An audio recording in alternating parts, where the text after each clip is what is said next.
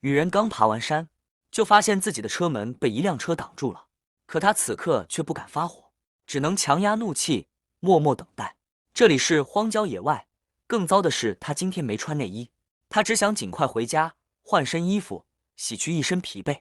就在这时，旁边那辆车的驾驶座车门打开了，一个男人走了下来。奇怪的是，天气晴朗无云，他手里却撑着一把伞。起初丽莎没多想，可当男人一步步朝她靠近时，她才察觉不对劲。还没等她反应过来，后颈一痛，便失去了意识。等她再次醒来，发现自己被绑在一辆车的后座上。原来这个男人是个歹徒，意图对她图谋不轨。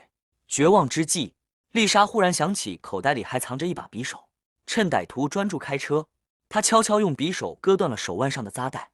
下一秒，她猛地扑向前座，猛打方向盘，车子瞬间失控，狠狠撞上路边的大树。丽莎挣扎着想开门逃跑，却被歹徒一把揪住头发。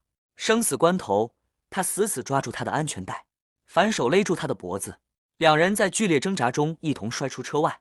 趁着歹徒倒地未起，丽莎迅速割断脚上的束缚，踉跄着想要逃离。可歹徒很快站了起来，不慌不忙地从口袋里掏出一支针管。原来他早已趁她昏迷时给她注射了一剂肌肉松弛剂，再跑也没用。他冷冷地说：“几分钟后，你就会全身瘫软，动弹不得。”丽莎不信邪，转身就跑。可没跑多远，手指就开始不受控制的颤抖。想到家里还有孩子在等她，她咬紧牙关继续向前。刚翻过一座小山坡，右腿突然失去知觉。即便如此，她也不敢停下，拖着几乎瘫痪的身体艰难前行。眼见歹徒追近，她慌忙躲到一棵大树后，屏住呼吸，一动不敢动。偏偏这时，一群蚂蚁爬上了她的脸，她全身爬满蚂蚁，却连眨眼都不敢，因为歹徒正站在树洞上方四处搜寻。蚂蚁钻进鼻孔的刺痒几乎让她崩溃，可她硬是忍住了。然而，就在她以为躲过一劫时，歹徒似乎察觉了什么，脚步朝她藏身的方向逼近。千钧一发之际，丽莎猛地爬向不远处的湖边，一头扎进水中，屏住呼吸，任水流将自己冲走。好在歹徒不会游泳，只能站在岸边干瞪眼。经历一段惊心动魄的漂流后，丽莎终于抓住一根浮木，拼尽全力爬上岸。可刚走几步，药效全面发作，她全身瘫软，倒在草地上，只剩眼珠还能转动。就在她陷入绝望时，一位割草的老人发现了她。老人见她无法说话，只有一只眼睛能动，立刻意识到她可能遭遇了不测，赶紧用小推车将她带回了家。刚进屋，老人正要打电话报警，门外却传来急促的敲门声。歹徒找上门来了，他谎称妻子失踪，手机也丢了，想讨口水喝。老人信以为真，请他进屋，可屋里根本没有丽莎的踪影，她正藏在沙发底下，屏息凝神。老人很快察觉不对，既然有手机，为何说丢了？他假意借手机给对方，趁其不备，猛地将他按在墙上，随即抓起电话报警。歹徒抱起反抗，却不知老人曾是退伍老兵，几个回合下来就被制服在地。眼看打不过，歹徒突然哀求饶命，趁老人分神，猛地捡起地上的刀，刺穿了他的脚踝。在丽莎的注视下，歹徒残忍地杀害了老人。为销毁证据，他提来一桶汽油，泼满房间，准备纵火。火苗即将蔓延到沙发时，丽莎拼命晃动窗帘，引起歹徒注意。他回头一看，发现了异常，折返屋内，将她拖了出来。随后，歹徒把丽莎带回自己的车旁，准备拖走事故车辆。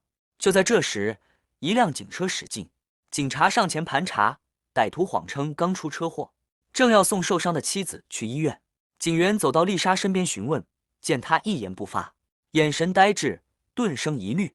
可就在警方进一步调查时，歹徒悄悄捡起地上的拖车钩，从背后袭击了警员。丽莎眼睁睁看着惨剧发生，却因药效未退，动弹不得。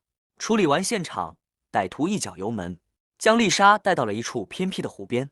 他打算将她带到湖心，实施暴行后再杀人灭口。小船缓缓驶向湖中央，此时丽莎体内的药效正悄然消退。她瞥见歹徒腰后别着枪和匕首，一个计划在心中成型。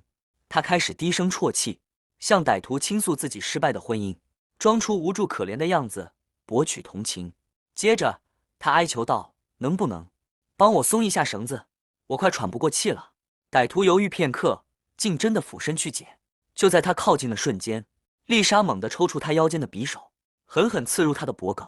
歹徒捂着伤口踉跄后退，强忍剧痛拔出匕首，伸手去摸枪。丽莎拼尽全力摇晃小船，歹徒重心不稳，一头栽进湖中。他迅速抓起船上的手枪，对准湖中的歹徒连连开火。随着歹徒沉入水中，他终于松了一口气。然而，喜悦还未持续几秒，湖水便从船身的弹孔汩汩涌入，迅速漫过他的身体，只剩一张脸勉强露出水面。千钧一发之际，丽莎深吸一口气，借着水的浮力奋力挣扎，终于从倾覆的小船中脱身。原来，此时他体内的肌肉松弛剂已完全代谢，四肢恢复了力量，这才侥幸捡回一命。令他意外的是，歹徒竟也拖着满身伤痕，挣扎着爬上了岸边。丽莎缓缓走到他面前，静静注视着他因失血过多而逐渐停止呼吸，血水在草地上蔓延，生命悄然流逝。他没有说话，只是默默看着，仿佛在确认这场噩梦真的结束了。至此，影片落幕。